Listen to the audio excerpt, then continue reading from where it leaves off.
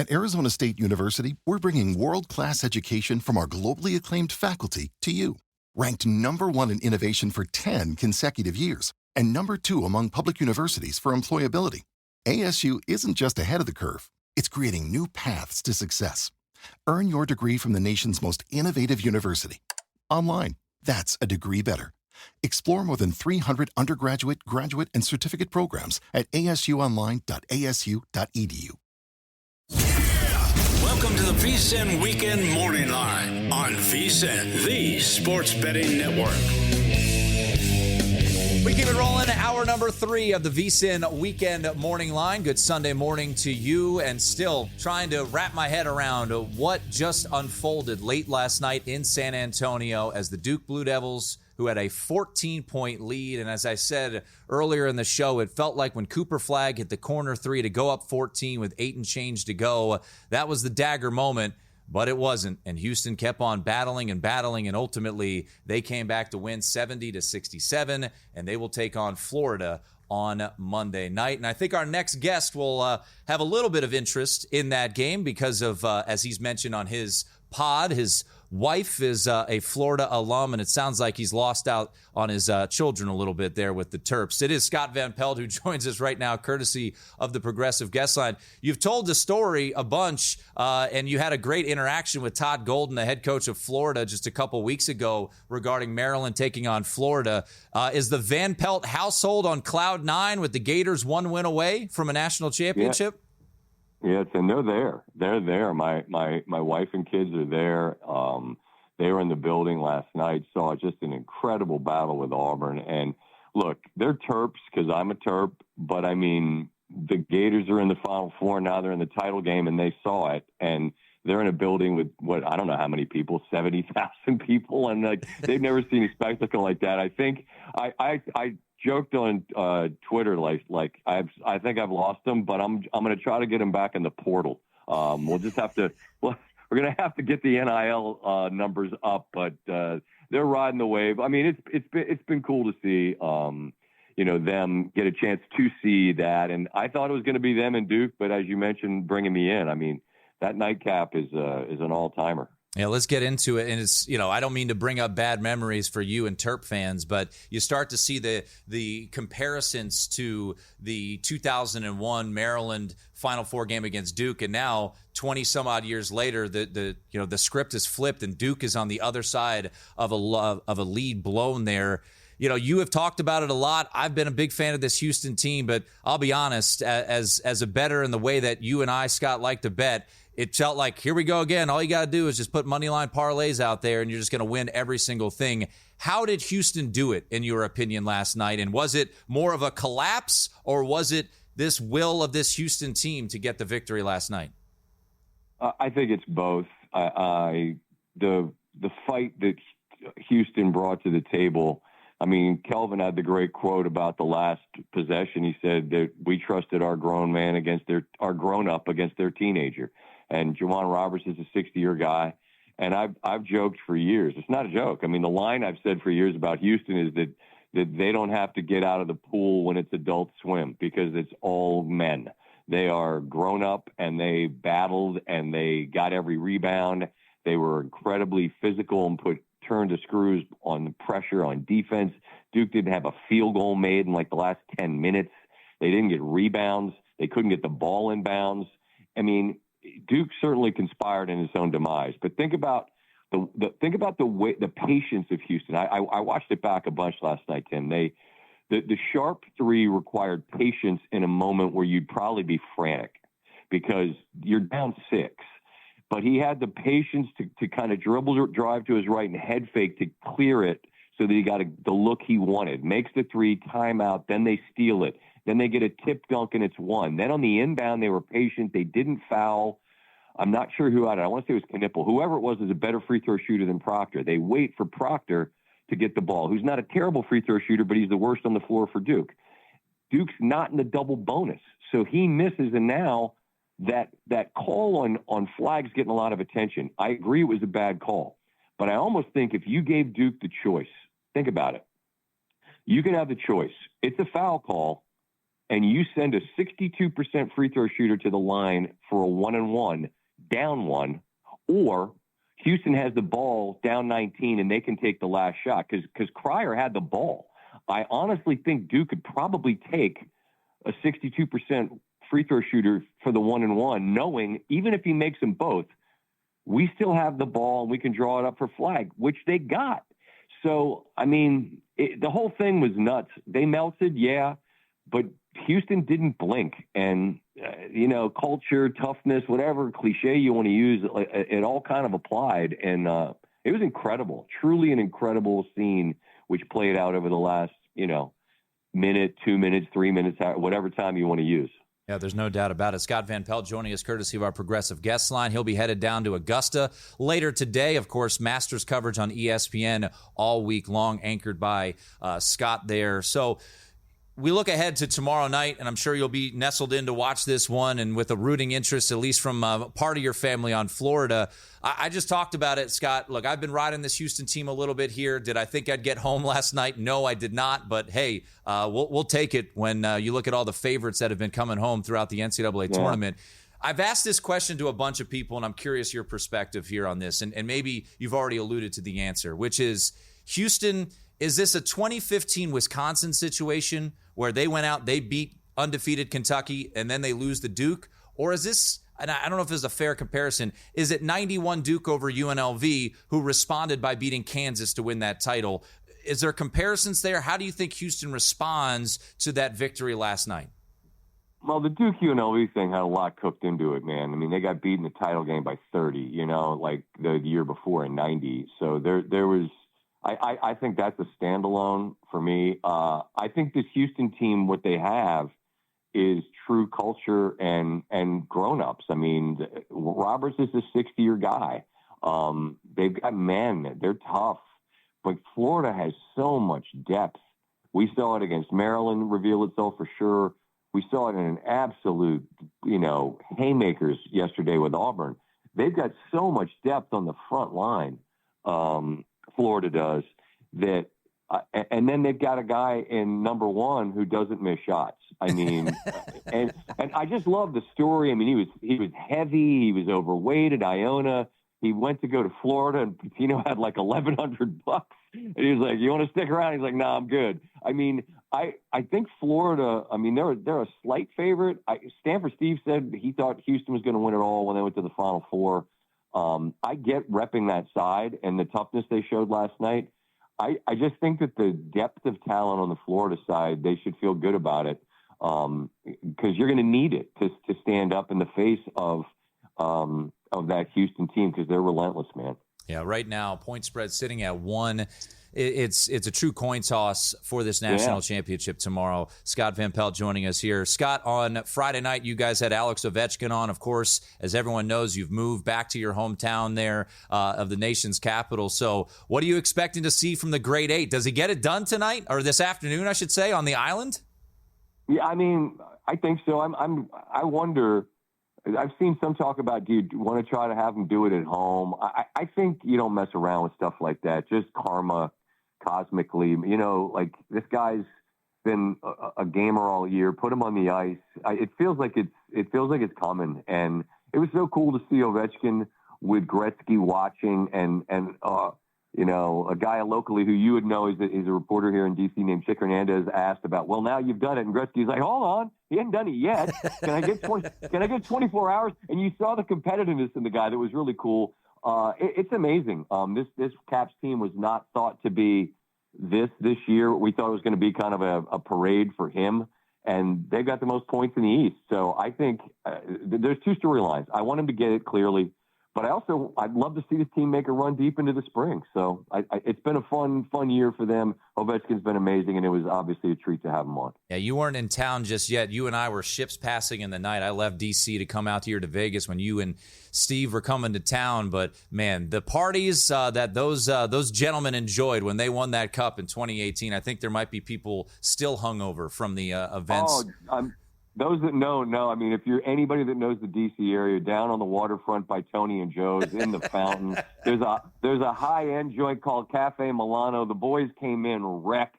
one night with the Cup. It was a tour de force. We'd love to see another one. That would be incredible. Hey, Scott, before I let you run, as you mentioned, you're headed down to Augusta. We got about a minute and a half here. Yep. Look, everyone's going to gravitate towards Scotty. Won it last year. He's 4-1 to win this thing. Who are some names you think could make some noise in Augusta this week? Love Morikawa. He's been knocking on the door and just hasn't knocked it down. If you want a guy that won't be, his price would be nice, like top 20s. That's always something I think is fun to keep an eye on. Henley's been really good this year. He's played a ton of good golf. I feel like Xander unlocked things by winning a couple last year. I think it makes him different forever. Another guy to be like the price would be better is like a Sepp Straka, another Georgia Bulldog. I think he could play well there. But I mean, you don't need to look too far down the list. It's going to be names you know, and I do love the way Rory's playing coming in. I just don't want to say his name too loud because obviously we know what it would mean if he could get it done. No doubt about it. All right, I just need a yes or no for you, Scott, since you are the ruler of all bad beats. You did it on the show, and I had a segment last Sunday, and I said emphatically, now I also had an Ole Miss ticket in pocket, Ole Miss, Michigan State. I said it wasn't a bad beat. What say you, Ole Miss, Michigan State? Bad beat, yes or no? No, we put it in the segment simply so we could say Michigan. The Ole Miss was team right side the entire way. The fact that they won on an absolute rock that landed on the back of the rim and fell in is disgusting if you had Michigan State, but you were never supposed to cash that ticket. It was not a bad beat. Scott, appreciate you jumping on. Looking forward to watching the coverage of the Masters this week. Thanks so much. Pleasure, man. Be well. There he is, Scott Van Pelt, joining us courtesy of our Progressive guest line. Great stuff from him. And make sure to check out all of the Masters coverage this upcoming week. We continue the college hoops coverage. How did it happen last night? And what happens come Monday night? Rob Dauster, live from San Antonio, will jump on the program. It is the VSiN Weekend Morning Line. We're live from the Circus Sportsbook.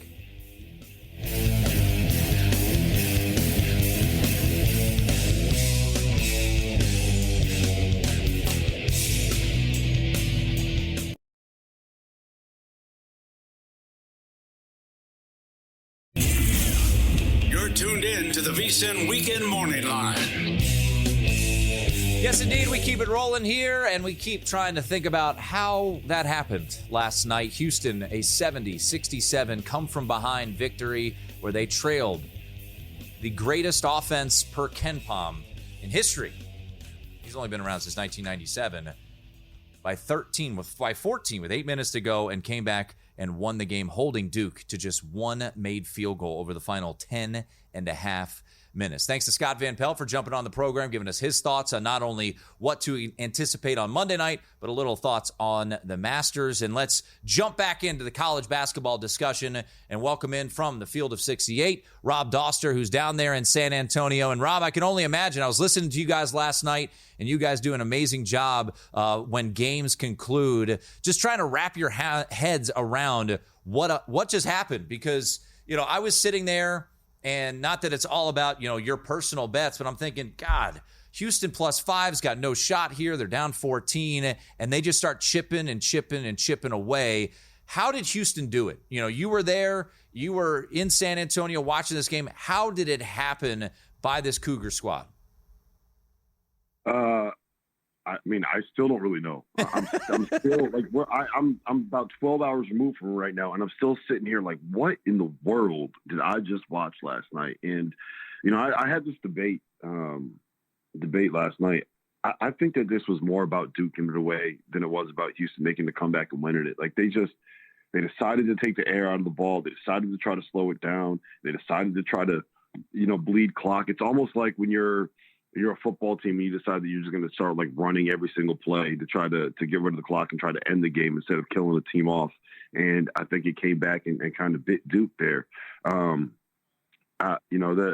They couldn't execute down the stretch. This team that's supposed to be the best offense that we've seen in the KenPom era had one made field goal in the last 10 minutes and 51 seconds. And it was that corner three from Cooper that put them up 64-55. You got to be able to get the ball in bounds. You got to be able to make the free throws when you're at the line. there were so many mistakes that they made, small ones, but they added up. You know, the flagrant foul on Mason Gillis, I thought was a really big turning point. But you can't turn the ball over against the press. You can't miss free throws if you want to be able to win a national championship. They're up by 6 with 30 seconds left, and they miss a switch and allow Emmanuel Sharp to get a wide open 3. You know, the best clutch shooter on Houston. It's those little things, man. Those little things that they didn't make those mistakes the entire season. They pop up late in games, and it was kind of a constant thing for this Duke team in close games down the stretch.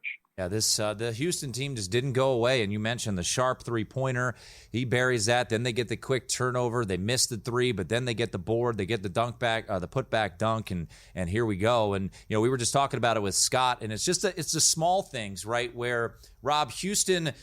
And I don't know if it was on purpose, but at this point, I think it was. They didn't foul Knipple in the backcourt. As soon as that ball got to the front court, they foul Proctor, and they're going to force Proctor to go to the free throw line and shoot a 1-and-1 as opposed to like a 92% free throw shooter in Con Knipple. So,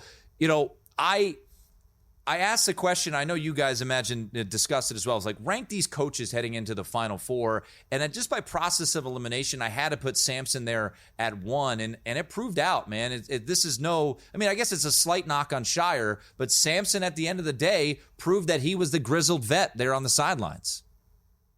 Yeah, and he didn't blink. And I think you have to give both him and Todd Golden credit for it. Todd Golden, their game plan was to single cover Janai Broome. And make him win with post-ups.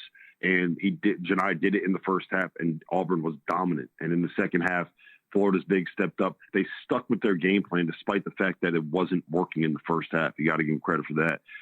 Kelvin Sampson kept doing what he does. He didn't panic down the stretch. Duke panicked down the stretch, and Houston was able to take advantage of it. The 9-0 run in 33 seconds when Duke was up by 6. With the ball, with 33 seconds left. It's mind-blowing. I still can't believe it, Tim. Yeah. I'm still sitting here like, how did Duke lose that game? And I'll tell you this. I still think that Duke was the best team in the country and maybe one of the best teams that we have ever seen. But the fact that these melts late in game, we saw it against Kentucky.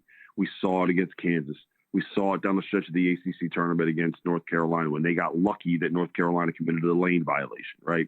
We've seen this Duke team blow leads before and have failed to execute in crunch time, and that's exactly what we saw again on the biggest stage of the sport and cost them a chance to win a national championship. Look, and that's why we love this sport so much, and that's why we like betting on it. Look, if it's a 7-game series, I'm with you, man. Duke wins the national championship, I think 9 out of 10 times, maybe 10 out of 10 times, if this is the NBA structure, but it's not. And there's a reason that the 91 UNLV team didn't win a title, the 99 Duke team, the 15 Kentucky team, and now the 2025 Duke team don't win national championships because it's a one-game situation. If they play game 2 tomorrow, I'm probably taking Duke, and I think they bounce back and they even up the series, but that's not the case. So let's look ahead, Rob, as we're talking to Rob Dauster, Field of 68, and they've been doing incredible coverage all year long. Of course, they're down there in San Antonio. I think they're going to have a live show later today. They'll have plenty of content for you coming up tomorrow as well.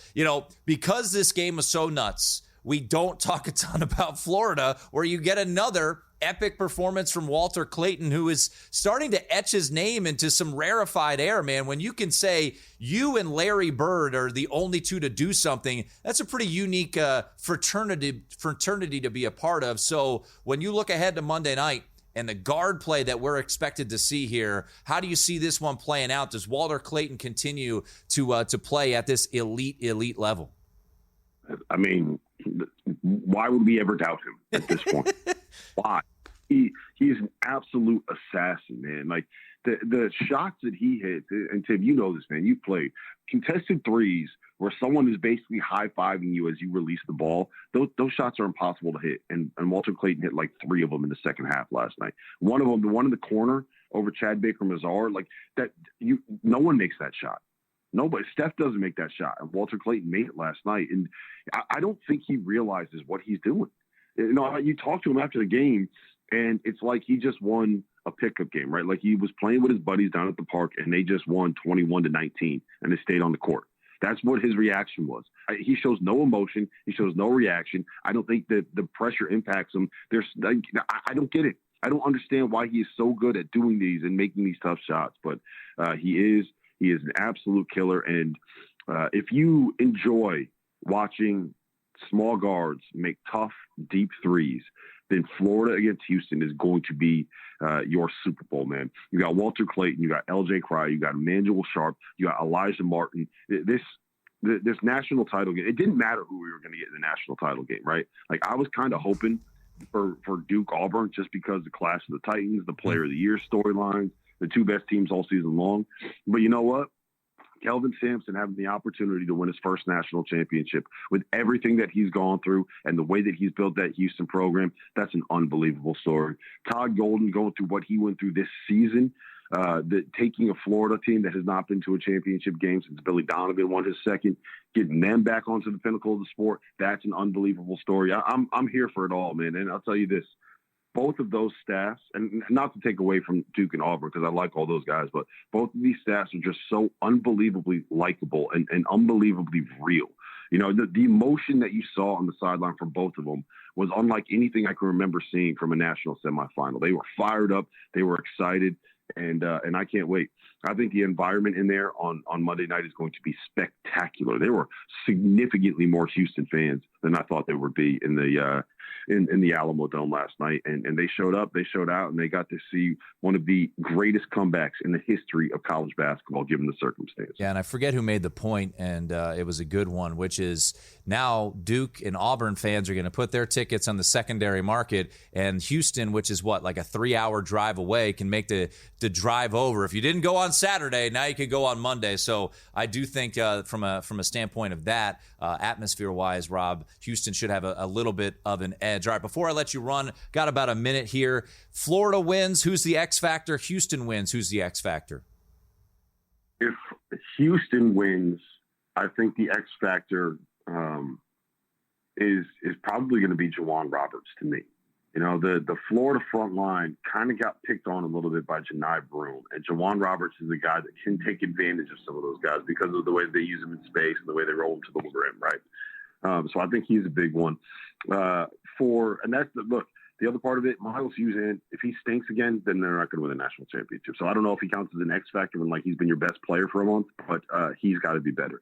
And for Florida, not enough credit is being given to Will Richard. He changed the tenor of that game, man.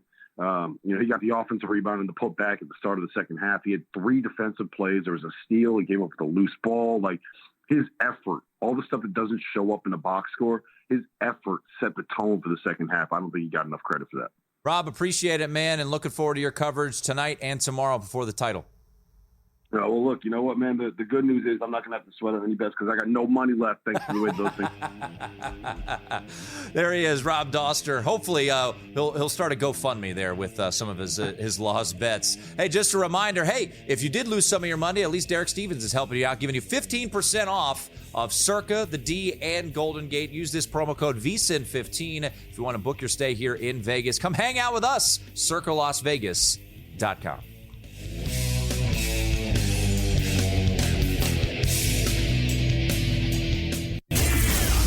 You're tuned in to the VSiN Weekend Morning Line. We keep it rolling here. It is the VSiN Weekend Morning Line. The national championship tomorrow on the men's side. Of course, the women's national title will tip off a little after 3 p.m. Eastern Time. UConn and South Carolina. We'll hear from both Paige Beckers and Dawn Staley coming up in the final segment. Thanks to Rob Dauster for jumping on the program, as well as Scott Van Pelt earlier here in this hour. And, I think the beauty of this national championship that we are about to embark on, Houston and Florida, is that there's going to be a lot of differing opinions. I think ultimately you're going to hear from most odds makers that it's going to be a good two-way bet game. I would say slight lean probably towards Florida, but I saw this poll, and take it for what you will because it's a Twitter poll, but our friend Todd Furman put this out there late last night. He said the best bet you can make on the national championship is blank, and 40% of around 3,000 folks who chimed in said Florida -1, only to be followed by Houston +1 at 36.5%. So I'm on Houston, and I think Scott Van Pelt alluded to it. He's probably going to be on Florida. I don't know which way Rob was leaning. I was trying to figure out which way he was ultimately. He wasn't. I'll just say this: Rob was letting me know that he wasn't too thrilled by his betting account because he had Auburn and he also had Duke as well. David Deneen has chimed in, of course, last year's champion of the Circa College Hoops Challenge. He said, "Nice gamesmanship, Tim." He said, "Telling everyone you're taking Houston and then you take the over." Well, I think we're at the point in the Circa College Hoops Challenge, for those of you who have been following along, thank you very much. But we have a champ. It's Paul. Paul Stone is the winner. He got his best bet home again yesterday, which was Houston. I had Houston as well. So right now, Paul, he's in the clubhouse. He's in Butler's cabin. He's getting ready for his green jacket as I use some Masters comparisons. Paul won. I'm trying to fight for second place, which is a $200 gift card to Dom DeMarco's here in town. I just had lunch there on Wednesday. I would thoroughly enjoy that gift card. And, pride of being in second. JVT right now, a point back of me. Aaron Moore still alive as well. Only one bet still to go. It's due tonight, and you will get it in your email tomorrow. All of our best bets for the national championship, whether it be side or total, for the Circa College Hoops Challenge. And thanks, as always, to Matt for putting this together. Matt Humans, third year of the Circa College Hoop Challenge, and Paul Stone, the winner, 29-19-1, 7-1-1 on his best bets. I'm 27-21-1, 6-3 on best bets. JVT, unfortunately, we talked to him yesterday. He did do the gamesmanship thing, which I think you have to do. He knew that Paul would be on Houston. He went Duke, and boy, for 30-some-odd minutes, it looked like JVT was going to gain some ground here. By the way, about to get underway is Alex Ovechkin and the Washington Capitals taking on the New York Islanders. We've talked about the yes-no prop on would he score a goal. Yes, -120, no, -110. Patrick Everson let us know at ESPN Bet, at least as of last hour, most bet prop of the day, Alex Ovechkin over a half goal. So essentially, yes, will he score a goal? And DraftKings Sportsbook has chimed in as well. Most bet prop is on the yes of Alex Ovechkin. Does he get it done today? Or, I wouldn't say does he wait, but I have heard through the grapevine that they wouldn't hate if Alex Ovechkin scored the record-setting goal on Thursday night against the Carolina Hurricanes as opposed to tonight or this afternoon against the Islanders. But boy, I saw some pictures on social media. Could be a whole lot of red in that building there on Long Island. So we've got that game on here in studio. We'll keep you updated the final 20 minutes if Alex Ovechkin does set the record. But let's circle back to what we saw last night. What a comeback from the Houston Cougars. Once again, the win probability with 3 minutes to go was 97% for the Duke Blue Devils. But the Houston Cougars kept chipping away. Duke, I'll say it, melted down. And when it needed to come through, and I disagree with the call. However, I thought Scott Van Pelt made a really good point. Would you rather have Houston keep the ball and shoot the last shot down one, or would you rather have them shoot some free throws with a 60+% free throw shooter in Juwan Roberts? Juwan Roberts, over the back is called on Cooper Flagg, right or wrong, goes to the line, buries the free throws, and the 6-year senior is now playing for a national championship on Monday night. I feel like basketball is a game of runs, and, they went on their run. So I feel like once we started pressuring them defensively, turn them over, I think that triggers us offensively. So looking at the time and looking at the clock, I feel like we just believed in ourselves, and we had a feeling that we can still win the game. So Coach always tells us, just keep playing, fight, and never quit. If you lose the game, once you don't quit, then you didn't really lose. So just going into games like this, we never want to go down, but it happens. But once you don't quit and you believe, anything can happen. One thing that's hasn't been talked about a ton is that the bigs for Houston, Malawach for Duke, he had 0 rebounds last night. He was a no-show. Cooper Flagg was phenomenal. 8 of 19. Yes, he missed the last shot, but he was tremendous in the game. He hit some big shots, had some big passes. Malawach, who's going to be a first-round pick, really no-showed yesterday. Maybe give credit to Houston. John Shire, he's going to think about this one for a long, long time. Here's the head coach of Duke following last night's meltdown by the Blue Devils. I mean, it's been a special ride that ended in a heartbreaking way. And frankly, the game, we did what we wanted to do. I thought our guys followed the game plan, controlled the game. We had the lead for 35 minutes. We're winning by 6 with 1:15 to go. And they made plays, and you got to give them a ton of credit. We didn't make those plays, and you go from some of the most special moments in the tournament to the most heartbreaking loss. The Duke falls to Houston. Stunning result late last night. Once again, just want to run through this. 8 minutes to go, Duke was up 59-45. 9 minutes to go, 2 minutes to go, up 9. 34 seconds to go, up 6. 25 seconds to go, they were up 3. 2 moments in that game that I thought it was over. Cooper Flagg's corner 3 made it 64-55 with 3 minutes to go. And $1:14 to go. Tugler's called for a tech, reaching over the end line. Knippel hits the free throw. Then Houston doesn't foul, but they trusted their defense. They get the stop. Next possession down. Sharp buries the 3, and we had ourselves a ball game. All right, real quickly, just before we get back to the national championship tomorrow night, we're underway on Long Island. I keep saying on Long Island.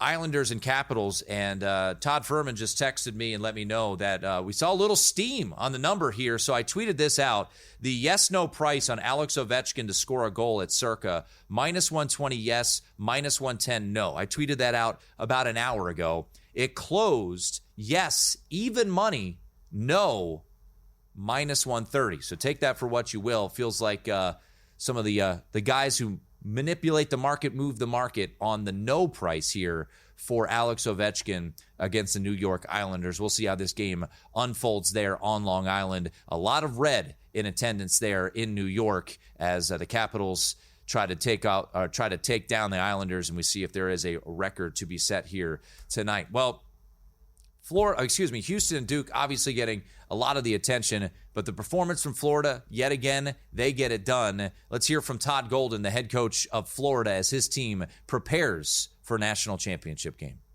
It's pretty incredible, man. We worked pretty hard to get here, and in 3 years, been fortunate to build a great staff that is aligned and that works really hard for each other. And then we've just accumulated a great group of guys, in our roster. And, it took a little bit to get all these pieces together. But, to a man, they all pull the same direction. There's no unselfishness in our locker room. You see a guy like Walt, he gets asked all the questions and gets all the attention for a great effort like tonight. But there's no animosity there. There's nobody, concerned about that. These guys are just trying to win a championship, and I'm proud of that. I'm proud of what our program is, and the strides, that we've made over these past couple years. They get it done. It is pretty wild to note that Florida, maybe it's just a weird coinkydink, but they have not covered 4 straight first halves. So do they get off to a slow start against Houston on Monday night? So if you're looking to bet this game from an in-game standpoint, and you're looking to back the Gators, do you wait? Or is that too small of a sample size? Didn't cover the first half against UConn, didn't cover the first half against Maryland, didn't cover the first half against Tech, and down 8 last night against Auburn. But this team, man, they keep coming at you. They've got the size, and I'll say this, the backcourts that we're going to see in action tomorrow night, Will Richard, Walter Clayton, and Elijah Martin for Florida. And then you look at LJ Cryer, Milos Uzan, and Emmanuel Sharp. Ooh, buddy, sign me up. Bruce Pearl had something interesting to say regarding the depth of Florida. Will that come into effect tomorrow? We'll play that clip for you here on the other side of the break. But just a reminder, we've got a summer special going on here at VSiN. $59. You get everything we have to offer all the way through August 1st. Head on over to vsin.com/subscribe.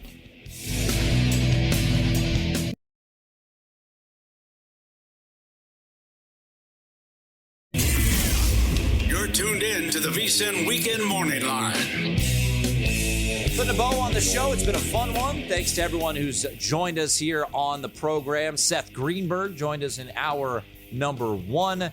We had the latest from Behind the Counter with Thomas Gable, Patrick Everson, Wes Reynolds in hour 2, and then Scott Van Pelt and Rob Dauster there in this hour. Quick update from Long Island. Scoreless between the Capitals and the New York Islanders right now. Alex Ovechkin, 894 career goals. Next one breaks the record held by the great one, Wayne Gretzky, who is in attendance for this game and happening right now on Long Island. As mentioned, the no price, at least at Circa, did get a little peppered here on the two-way for will Alex Ovechkin score a goal. So all eyes on the grade 8, and we'll see if he gets it done this afternoon or if we have to wait until Thursday when Washington does return home. If I were to make a bet, it's too late now. The game has already started. I probably would have either bet the no, which is never fun, and I'll say this. I thought about betting the no on Friday, and that was quickly wrong, 4 minutes into the game. But I think Thursday is probably the spot where they're hoping it happens at home there for the Washington Capitals. We got a busy day ahead, though. As mentioned, we got a Capitals-Islanders game, maybe history on the line. Loaded NBA slate. Let's just run through a couple of the big games here. And can we talk selfishly here? Because we like to worry about our bets. JVT and I both are in on the Washington Wizards under their win total. Now, worth noting, JVT being the sharp NBA bettor and me being the novice, he's got a better number on this win total bet than I do. He's got under 20.5. I've got under 19.5. But Wizards on the road at the Celtics. Slight worry here, as it is a 20-point spread. Slight worry here is that the Celtics care, right? They've got the 2 seed locked up. Even if they don't care, their backups should be able to take care of it. Good God, 20-point spread. That is insane. However, the Wizards beat the damn Kings earlier this week as a 14-point underdog. So don't mess around, Celtics. We need this one to get the Wizards to 17-61, and then I can just hope that they go 2-2 down the stretch and we can still cash that win total. But couple other games a little bit more important. The Western Conference standings are wild. So 1-2 is going to be Oklahoma City and Houston. And then 3 through 8, shrug of the shoulders, like, I don't know. Someone's going to have to be in the play-in tournament. So look at it right now, for those of you watching with us. The Lakers are 47-30. The Nuggets are 47-31. The Warriors have been on fire. Since getting Jimmy Butler, they're 21-5, 20-2 with him and Steph in the lineup together. Tonight, they take on the Houston Rockets, where they're around a 5.5-point favorite. And then you've got the surging Clippers. They're at the 7th spot, just 47-32. You've got 6 teams, as math's not a strength. 6 teams within a game and a half of each other. Lakers to the Grizzlies. And the Lakers, they're starting a 2-game stretch here against the Oklahoma City Thunder tonight. They are on the road against the Oklahoma City Thunder at 3:30 Eastern, and then they play another game against OKC, go to Dallas in the Luka return game, finish up with Houston and Portland. So the Lakers, they have the hardest schedule in the NBA down the stretch. And right now, as the 3 seed, boy, being the 3, if you can avoid playing Oklahoma City until the Western Conference Finals, think about the advantage that you have there. The Golden State Warriors do not have the tiebreaker over the Los Angeles Lakers, but I think as pointed out yesterday by JVT on this show, think about the stretch that the Warriors currently are on. On the road, beat Memphis. On the road, beat Lakers. Beat Denver. And now you get Houston again here tonight. This stretch here, which they've won now 5 straight games, man, the Golden State Warriors, they're hot right now. And if they get up to the 3 seed, I think you could certainly see a run from them. Podziemski being thrust into this starting lineup. I think they're 14-0 with their current starting lineup, with being Curry, Butler, Podziemski, Moody, and Draymond. And it has been rather impressive. So that's another one tonight. And Denver in action tonight. So the 3, 4, and 5 team all in action today. And all have some tricky games as the Denver Nuggets take on the Indiana Pacers tonight as well. All right, let's wrap up with this. I wanted to play you this Bruce Pearl clip from last night because, yes, it is a post-game clip, but I do think there's something kind of interesting from his answer towards the back end, which makes you think a little bit more towards Monday night. So here's Bruce Pearl, head coach of Auburn, following their 79-73 loss yesterday to the Florida Gators? Played beautiful basketball in the first half. We were prepared. We had a great game plan. They executed really well. We only turned the ball over twice. Second half, Florida's effort and energy. The fact that we're not as deep as what we normally are was a factor. And I thought fatigue was a factor. As a result, we weren't able to maintain control of the game, which I think if we had taken care of the basketball a little bit, not turned it over and given those so many easy ones, we could have been in position to win the basketball game. So the thing that I took away from that, fatigued depth, and you saw it last night. Great start for Auburn, kind of wilted away in the second half. Could fatigue play a factor for Houston? Van Pelt brought that up earlier in the hour, saying the depth of this Florida team, they keep coming at you. As I mentioned, they have failed to cover 4 straight first halves, gone on to win, of course, all 4 of those games. The magical comeback against Texas Tech, was that because of fatigue? Was that meltdown from Texas Tech? Was that improbable shot making?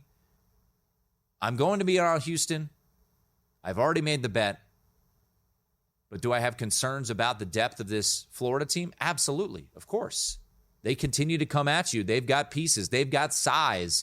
And when you're going against a dude like Walter Clayton Jr., who is on another planet right now from his shot making and his lack of conscience in a good way, it's tough to stop. But, man, I tell you what, those guards going head-to-head on Monday night is going to be worth admission alone. All right, before we get out of here, we do have another national championship here tonight, as right now South Carolina is we'll call them a 7-point underdog, a little bit of money coming in on the Gamecocks. Let's hear from Dawn Staley, the head coach of South Carolina, who feels like for a second straight year, nobody's given the Gamecocks proper respect.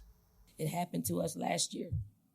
Everything was about Caitlin Clark and her legacy and her ability to win a national championship, yet we were coming to this thing undefeated, doing something that's unprecedented at the time, because it's hard. I mean, it's hard. And then we find ourselves back here in a similar situation. So, I want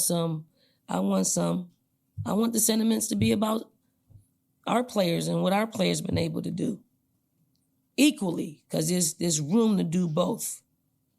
Okay, we can raise Paige up because she deserves that. We can raise our players up because they deserve that. Do you want to play into the disrespect card, right? Being out there for South Carolina, as right now they find themselves as 6.5, 7-point underdogs. And Dawn Staley alluded to the fact that Paige Becker's going to go down as a UConn great, a women's college hoop great, and she's still looking for that first title. Let's hear from Paige Beckers, who knows the pressure is on her here today. Well, I think before you even get here, you kind of know the pressures that exist by committing to UConn. So by making that decision to want to come here and try to live up to that and be a part of a legendary program, it's a decision you have to make before you even step on a campus. And then once you walk inside the practice facility, you see all the history, all the names, all the banners. It's just motivation. And obviously there's expectations here, and anything less than a national championship is really a disappointment. And as players, that's what you play for and what you want to live up to, and the expectations and the pressure. It's a privilege.